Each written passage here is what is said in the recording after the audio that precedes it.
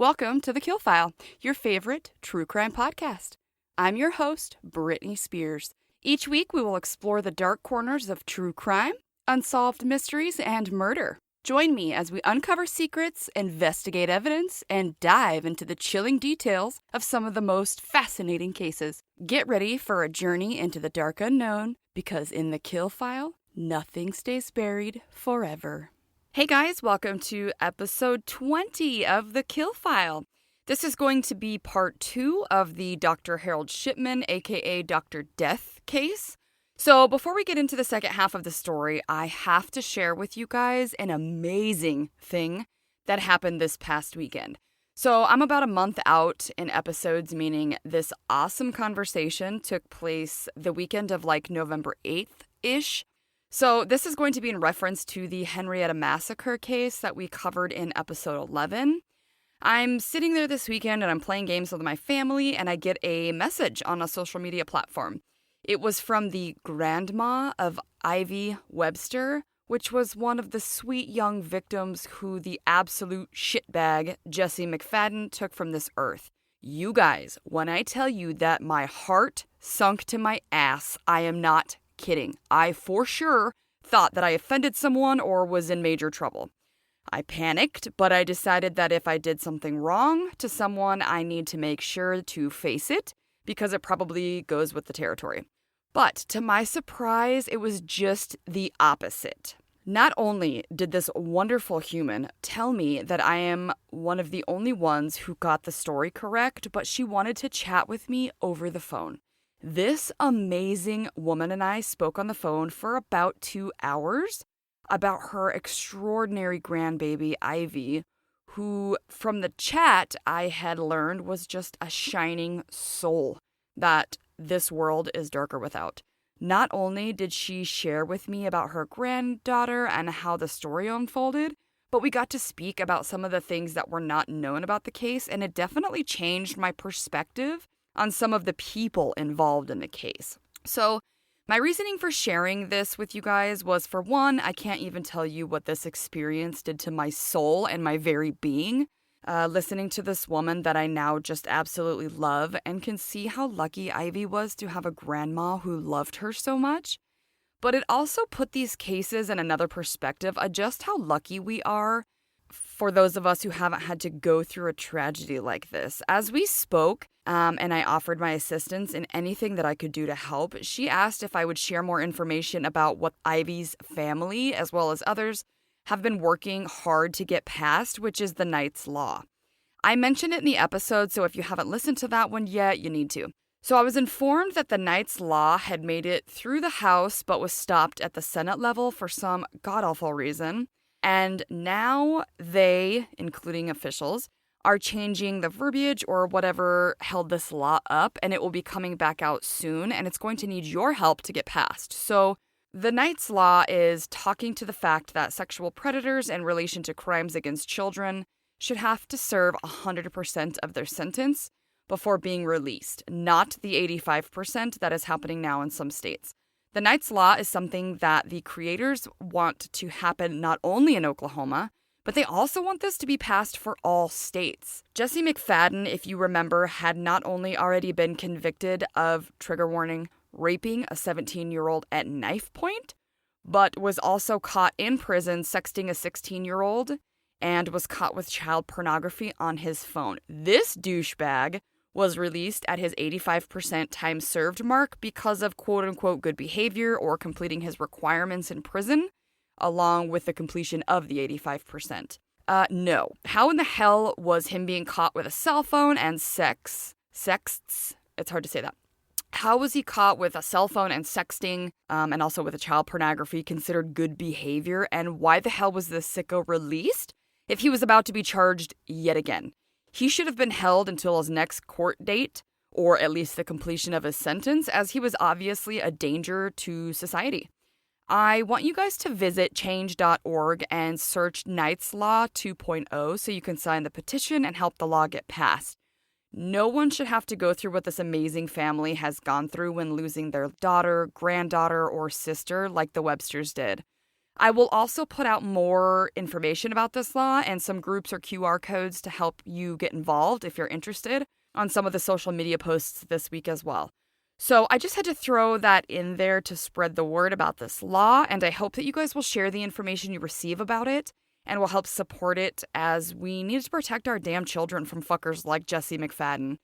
My heart goes out to the families of these victims, and especially Ivy's family, who are working so hard to get the information out there on what happened and trying to help other families not have to go through the same tragedy that they did. Remember, to any listeners out there, if you ever want to get in contact with me, you can always email me at thekillfilepodcast@gmail.com. All right. Not sure how to transition this, but where we left off last episode with Dr. Harold Shipman was that he was being looked at for the murder of Kathleen Grundy and forging her will. The authorities started to realize that this man had been killing for so much longer than anyone knew, and people were flooding in with stories of similar circumstances of their own mothers or maybe fathers who had been quote-unquote treated by Harold. Harold had been taken into custody, and they now had a current death toll of 62 possible murders that Harold had committed. And I told you guys last time, that isn't even going to be the final number. During the interview with investigators, they straight up told Harold they knew what he did, which was to visit a particular patient, roll up their sleeves, and then he would administer quote-unquote morphine to kill them. Little did the young investigators know they were going to be interviewing Britain's most infamous killer. The investigators commented on Harold's demeanor, saying that he was not really a person who seemed scary or anything. However, throughout the entirety of this research, I read the same thing time and time again, that people stated how arrogant Harold was. The investigators agreed with the characteristic of Harold, stating that that is what stuck out to them. It was things like when the investigators already knew what was going on and what Harold's hand was in the death of Mrs. Grundy and her alleged forged will, Harold would go on to say things like, quote, "Perhaps I can make clear what happened when Miss Grundy asked me to witness the will," end quote. Almost like, let me just clear this issue up for you. Like he was smarter than all the rest. This would turn into Britain's largest investigation of a murderer. I was reading Britain's public inquiry into Harold's practices and medical records. Everything that you could want to know is in this inquiry in volumes, which can make it daunting to read through. One part said that another practicing doctor, a Dr. Grenville, gave his own expertise, saying that there could be a few reasons that a doctor may be present during a death of a patient. One reason being that if there was a medical emergency and they are called to the patient's house, and if the patient dies while the doctor is there for the emergency. The doctor explained the usual procedure was that the doctor would arrive at the home and start treatment while arranging the patient's admission into the hospital, while also calling the ambulance. If the patient were to collapse, then CPR would be performed, and sometimes that could be unsuccessful. In a 20-year span of Dr. Grenville's practice, he stated that this had only happened to him twice. He went on to say that another situation that a doctor could find himself around when a patient dies is if a patient is terminally ill and the doctor is visiting so often or even daily that sometimes the patient can pass on while the doctor is visiting. Dr. Grenville went on to say that this is not very common and happened to him about one time every 2.5 years or so. While it was said that each partner within the group facility that Harold worked at had averaged about 1,380 patients, Harold's list was 2,931 patients in 1992, and by 1998 he had 3,046 patients. So you can infer that because of his patient load, he may have a little more presence of patient deaths. However, Harold's was way more frequent than it should have been. In March of 1998, records show that out of 31 patients whose deaths were certified around this time, that Harold was said to be present for 7 of them, all of whom died from sudden deaths. Furthermore, into the investigation of those 31 patients, Harold was said to be present within 4 hours of 8 more of those victims.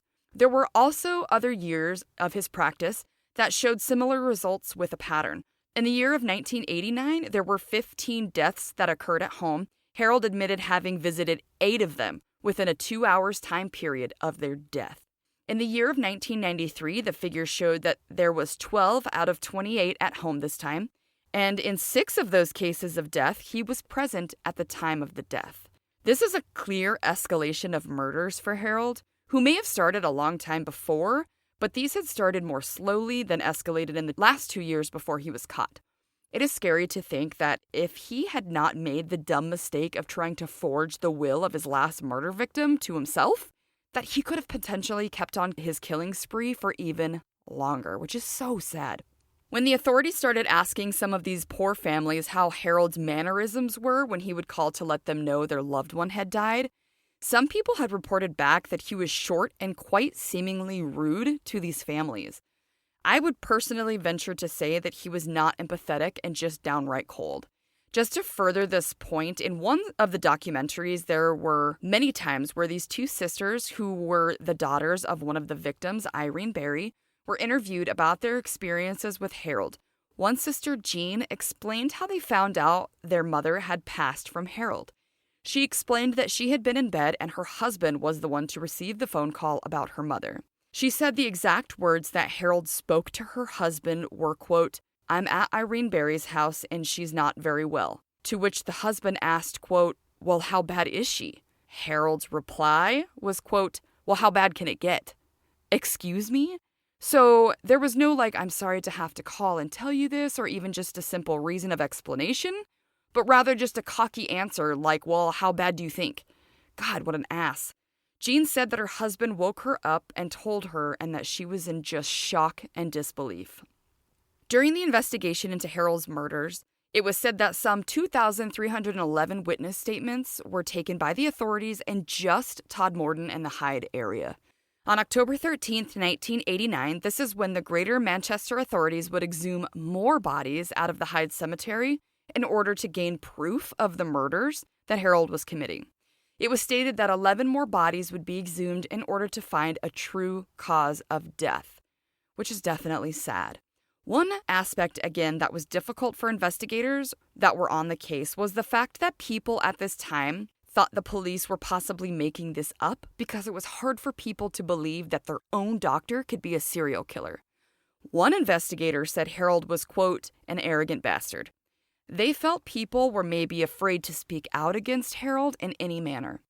In a matter of only 4 weeks after the exhumation of Kathleen Grundy's body, they were able to test her forensically and found that her body had contained, quote, "lethal levels of the painkiller diamorphine." So I did a little research on what diamorphine was because I kind of just assumed that this was morphine, but what came up shocked the shit out of me. It said that diamorphine is a narcotic that is used in treatment of severe pain, but it is also known as heroin. I further read that in 1924, this was banned from any medicinal use in the U.S. when it was recognized for its addiction properties and potential abuse of this drug. I further researched the difference between morphine and diamorphine, and it said that diamorphine is way more potent and stronger than morphine. I further read that diamorphine had first been in production for commercial use in the late 1890s, and they were marketing it as a treatment option for asthma, bronchitis, tuberculosis, dyspnea, pharyngitis, and laryngitis. Then I read that this was actually marketed by the Bayer Company under the name trademarked at heroin. What? How did I not know this? Did you guys know this? Holy shit, this blew my frickin' mind. I had no idea. So this diamorphine was of lethal levels in Kathleen Grundy's remains. This was the proof the authorities needed to arrest Harold. While they were interviewing him and telling him the evidence they had against him, and that she was killed for sure by an overdose of diamorphine, Harold tried to escape this persecution by suggesting that Miss Grundy had overdosed herself on the medicine. Ugh, douchebag. What kills me is that this would not be the only case, like there end up being so many, and he is still trying to weasel his way out of them. Harold at one point told the authorities that he had wondered if, quote-unquote, this lady was taking other drugs than what he had prescribed to her. The authorities weren't buying this for a second. They seemed pretty pissed that he was trying to suggest that she injected herself and that he was trying to tarnish this well-respected 81-year-old woman's name. The authorities seemed to quickly realize that Harold was not going to give them information with how arrogant he was during the interviews. One investigator said that Harold seemed to believe that he would be able to explain all of his problems away and that he would never be caught. However, The authorities were smart and decided that the best way to get this asshole was to play into his ego for a bit until Harold let his guard down, and then they hit him with all of the evidence they had against him. They told him that they knew that within 3 minutes of administering the fatal dose of diamorphine to Miss Grundy, he went into her medical record and made changes to her history and record to reflect a fake heart problem to try and cover his tracks and make the death look legit. This was the point where Harold stopped talking completely, like nothing. On the documentary, they are trying to show him the evidence, and they even had a picture of one of the victims. Really just seemingly an effort to get Harold to admit to what he did and possibly provide a motive for many of the other victims. Being the douchebag that he was, not only did he completely stop talking when he was caught red-handed and had nothing left to give as an excuse, but then this fucker actually turned his back to the table and the investigators, and he folded his arms like a pouty little child who was not getting their way. What kind of doctor acts like that? One of the investigators spoke to the fact that he didn't believe that Harold's mind could cope with what he had done. He stated when Harold was taken back to his cell, he literally broke down and collapsed. This was confirmed by Harold's cellmate. Guilty as fuck. This is when the authorities had called in the forensic psychiatrist that I spoke about earlier, named Dr. Richard Badcock, who stated that Harold seemed completely mentally stable and unremorseful. Basically, it seemed like Dr. Badcock was just letting them know that he is competent, but is just a fucking serial killer and showed no remorse.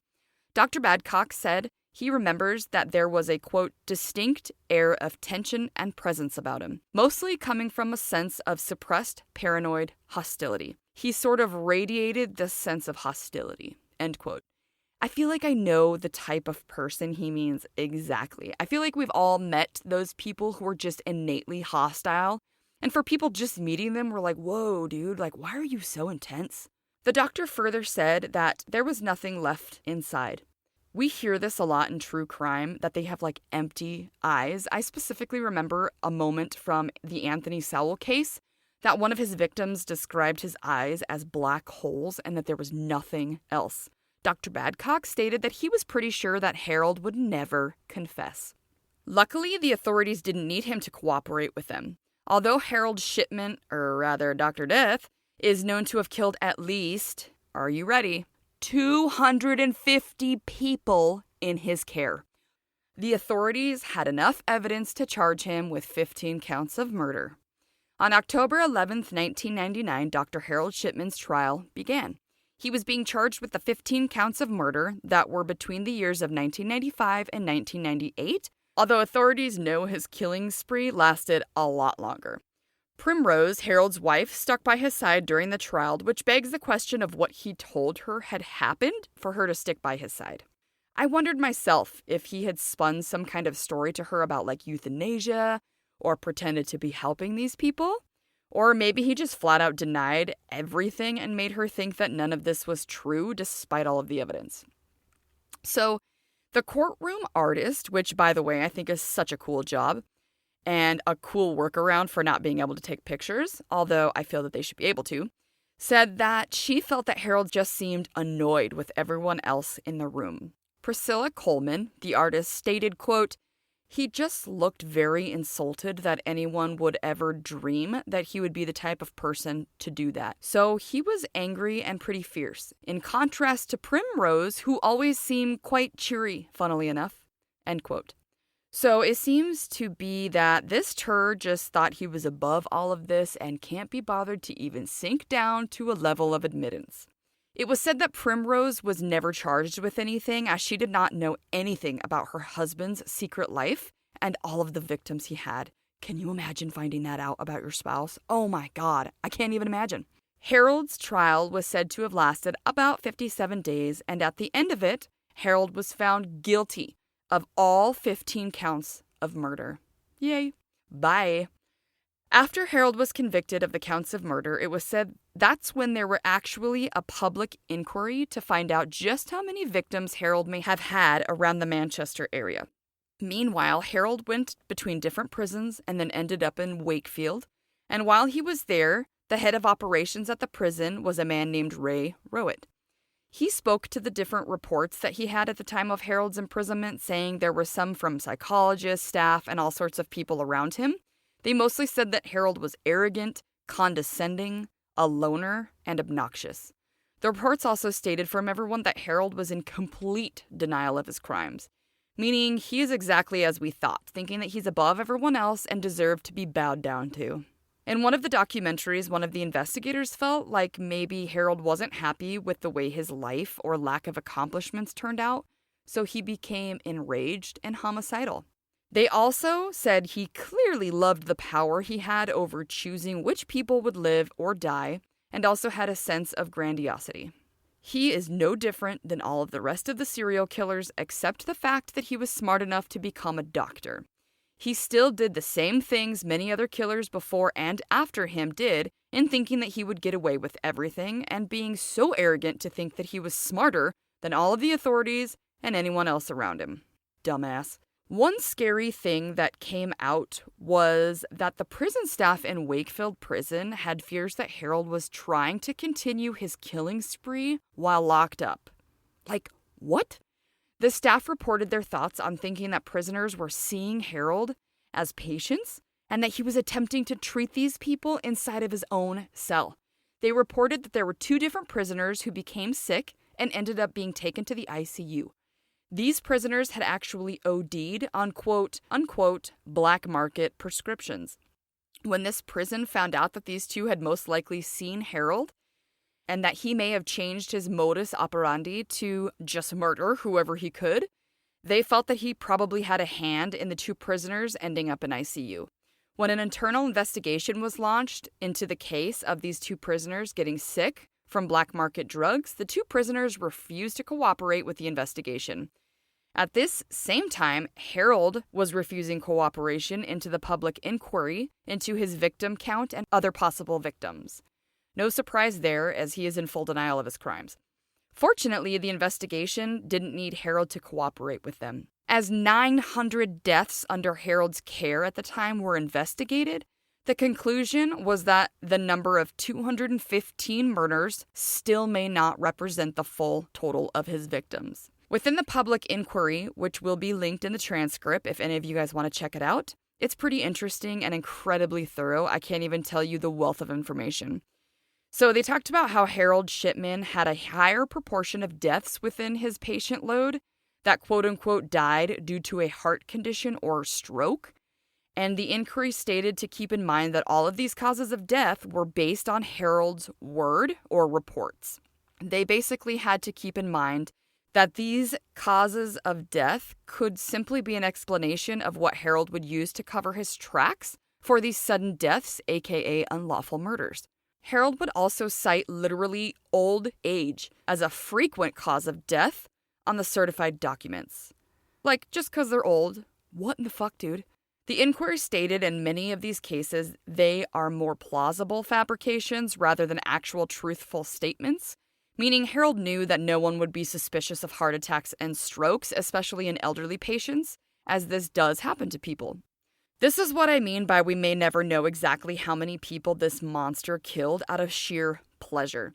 They found his motives, with the exception of his last murder, to most likely not be due to money or thefts, as most of the patients were of humble means and either didn't leave him anything, or if they did, it wasn't much. Harold was said to not be officially done with his killing spree until he took one last life, his own.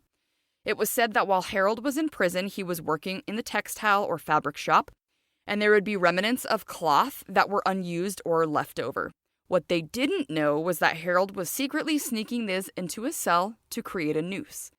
They found Harold, quote, kneeling on a pipe with a ligature around his neck facing outwards. It had been apparent to many that he actually timed his suicide perfectly. He had told people in the prison that once his pension was sorted out, he had plans to commit suicide.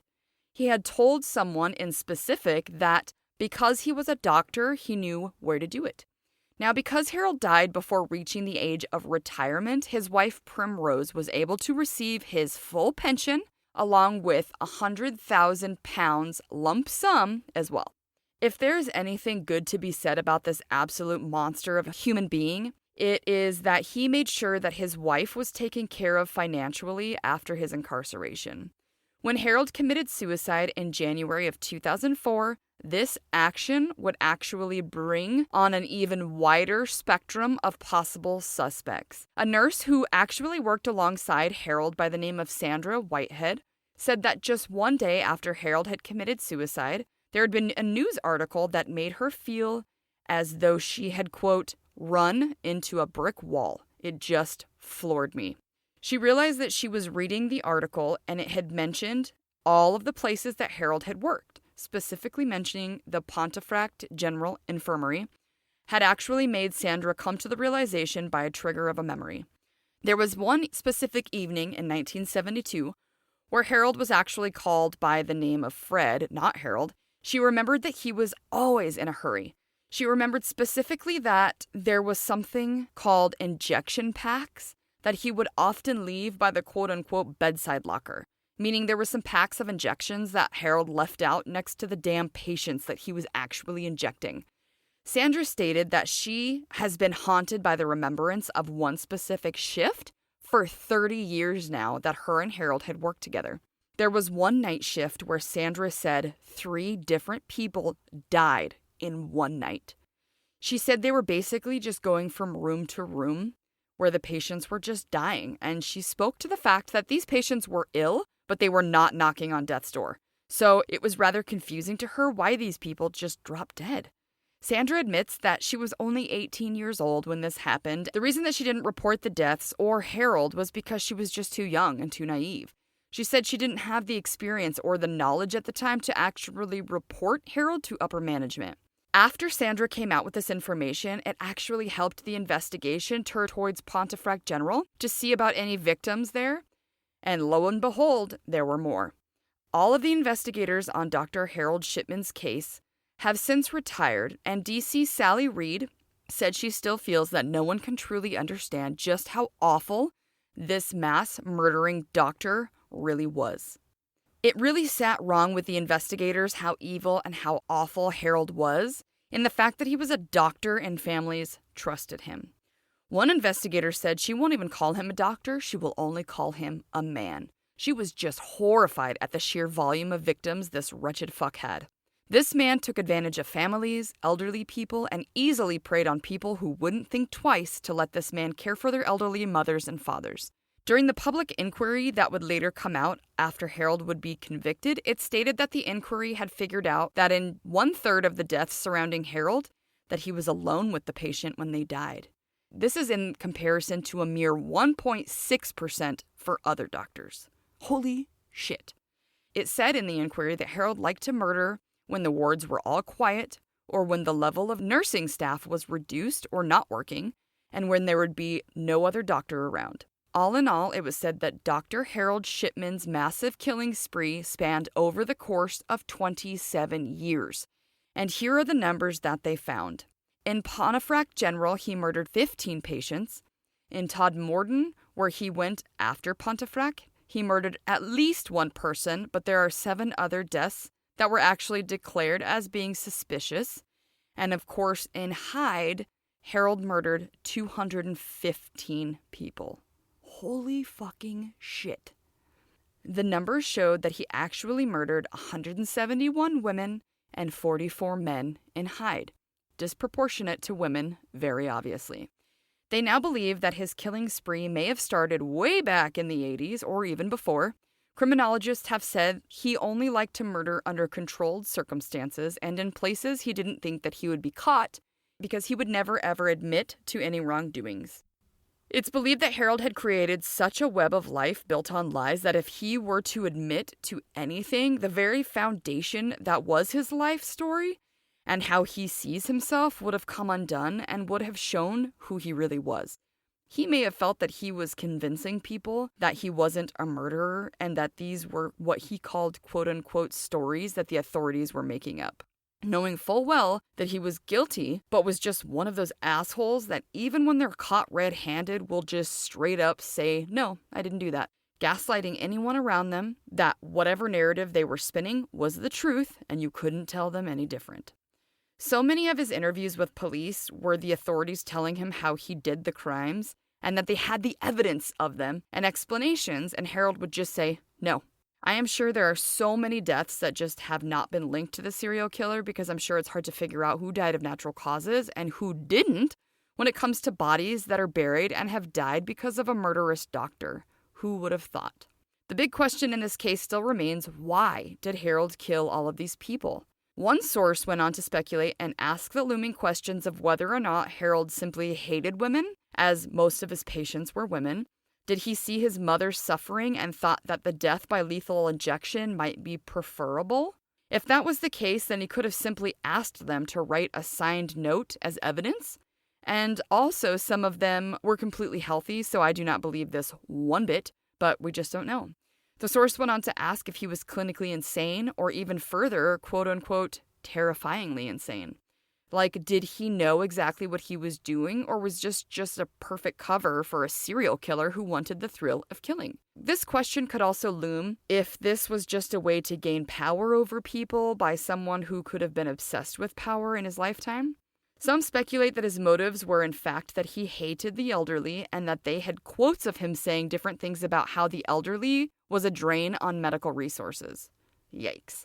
During his sentencing, the Honorable Mr. Justice Forbes, on January 21st, 2000, said, quote, "None of your victims realized that yours was not a healing touch. None of them knew that, in truth, you had brought her death. Death which was disguised as a caring attention of a good doctor." End quote. Many speculate that Dr. Harold Shipman liked to experiment with different drugs and was fascinated with them ever since his mother's death, and thus murdered victims with different experiments of drugs. It was said that Harold would also write elaborate medical notes in an attempt to cover his murders. In one such case, he murdered a bus driver late in the night, a man named Tom Columbine, who was only the age of 54. And when he went on to write his medical notes that would hopefully cover for his actions, it was apparent that there was a clear sign of hostility and even irritation towards Mr. Columbine. It was said this would also be seen later on during other murders. And that, my friends, is the horrific story of Dr. Harold Shipman, aka Dr. Death, serial killer, abuser of the elderly, and arrogant prick. First off, I want to wrap up my thoughts by saying, with absolutely all due respect, because a psychiatrist is someone that I absolutely admire, and I always want to pick their brains, I would finally like to comment on this wonderful human being and this incredible man whose name is Dr. Richard Badcock. And I would also like some credit for not once during this case making a joke about the fact that this name is legit Dr. Dick Badcock. And in case you think I've been saying Babcock, I haven't. His name is Badcock. Dude, I want your name because I'm a child and I think it's funny. Still, though, respect, sir, he seemed to be an incredibly intelligent man, and I love how he spoke so fancy and noble.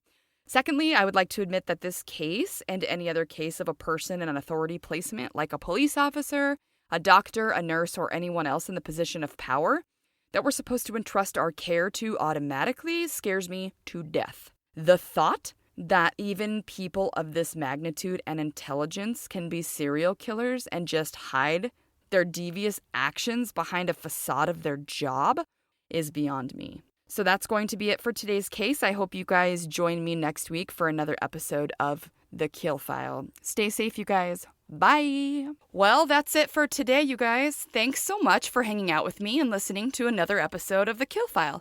Don't forget to check out the merch shop, either at thekillfile.com and click Shop Merch, or you can visit thekillfile.printify.me/products for some awesome true crime merch. Also, follow along on the Kill File's socials for posts about episodes, pictures about the cases, for updates, and more. We are on Facebook, Instagram, and X as The Kill File, and we are on YouTube and TikTok as The Kill File Podcast. Also, feel free to check out the website at thekillfile.com, where you can learn more about me, your host. You can learn a little bit more about how the Kill File got started, and you can suggest a case right there on the website. Let me know in your case suggestion if you want me to shout out your name if I cover your case. There is contact info on the site as well. You guys have no idea how much I love to hear from you. It makes my whole day. Come back on Mondays wherever you get your podcast fix when we will cover another case on the Kill File, where nothing stays buried forever. Stay safe, you guys. Bye.